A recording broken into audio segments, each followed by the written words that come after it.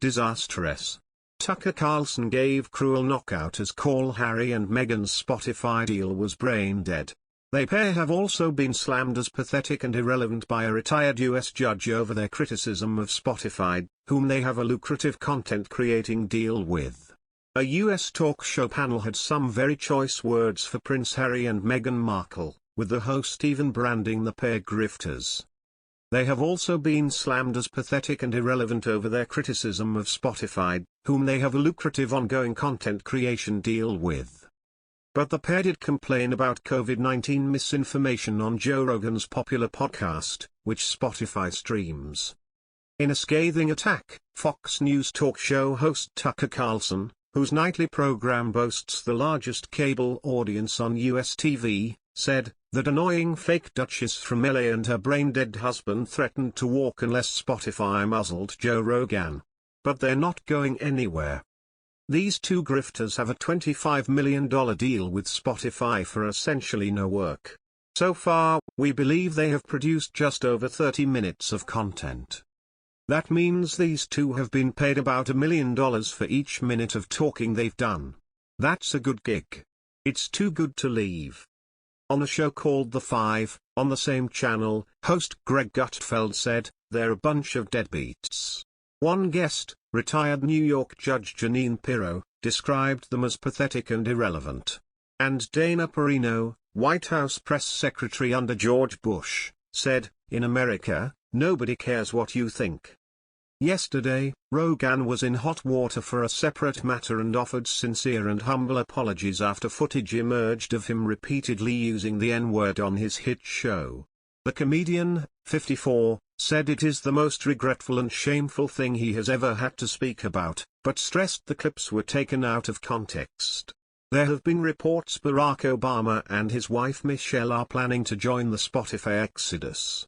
Started by veteran rocker Neil Young, it has since included Joni Mitchell, Stephen Stills, Graham Nash, Nils Lofgren, and India Arie.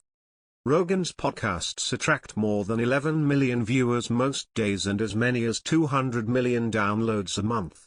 Spotify CEO Daniel Ek last week backed the streamer's biggest star during a meeting with investors, in which he said, "We don't change our policies based on one creator."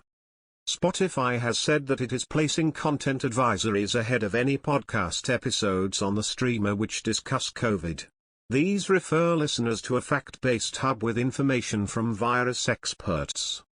After the outcry over Rogan's show, a spokesperson for ArchieHarrisonMountbatten, the organization founded by the Duke and Duchess of Sussex, said, "Hundreds of millions of people are affected by the serious harms of rampant disinformation every day.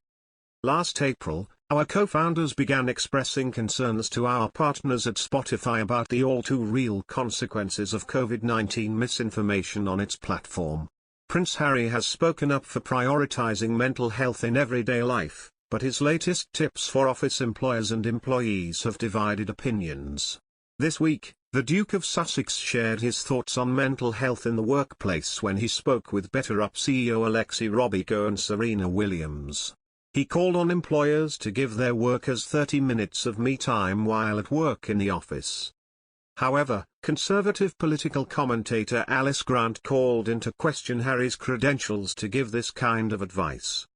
Speaking, she branded the latest intervention from the Duke cringy and irrelevant. Ms. Grant said, "Well, I wonder if Prince Harry has ever worked a corporate job in his life. He seems to be a mouthpiece for big corporations and yet is trying to push this me agenda." She added, "It's rather odd. I think he's just a bit cringy and irrelevant, really." During his virtual appearance, Harry admitted that he had experienced burnout. He described this as a feeling of getting to the very end of everything I had, any fuel, any steam in the engine.